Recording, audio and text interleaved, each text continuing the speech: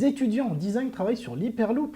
Aujourd'hui, avec Hugo, nous avons décidé de vous parler de nos étudiants en Master 2. Pour leur dernière année d'études, nos étudiants ont travaillé sur un projet plus qu'ambitieux et révolutionnaire pour les transports en commun de demain.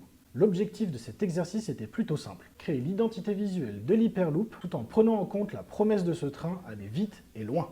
Maintenant que vous connaissez le thème, laissez-nous vous présenter deux projets. Alors, pour commencer sur ce premier logo que nous avons réalisé en cours de branding sur le sujet de l'Hyperloop, le logo représente une forme circulaire avec des motifs intérieurs courbés, évoquant potentiellement les rails, la vitesse, la fluidité, toute cette idée du mouvement. La typographie choisie est assez moderne et assez robuste, ce qui renforce l'idée de tout ce qui est lié à la technologie, à la confiance, à la fiabilité.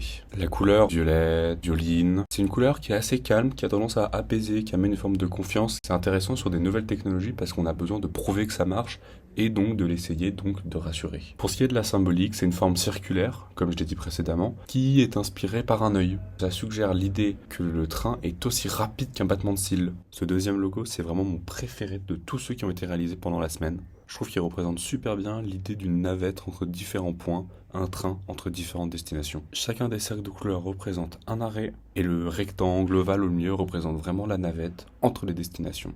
Toujours une typo assez marquée, mais celle-ci bien plus futuriste que la précédente. Même en termes d'identité de marque, on a l'utilisation des couleurs avec cette idée de déplacement. Pour avoir pas mal parlé avec la personne qui a fait cette identité, il m'a expliqué qu'il a voulu, à travers toutes les bandes, représenter la vitesse du train, le déplacement, l'idée du paysage qui défile tellement vite qu'on verrait en fait que des lignes, un peu comme les étoiles dans la vitesse lumière de Star Wars. Comme vous avez pu le voir avec ces deux projets, nous avons deux visions très différentes pour un même thème. Cela montre bien qu'avec un brief unique, c'est la vision artistique du graphiste qui compte. Pour plus de projets étudiants comme celui-là, et si tu penses que la com c'est fait pour toi, rejoins le DTA. Et n'oublie pas de t'abonner.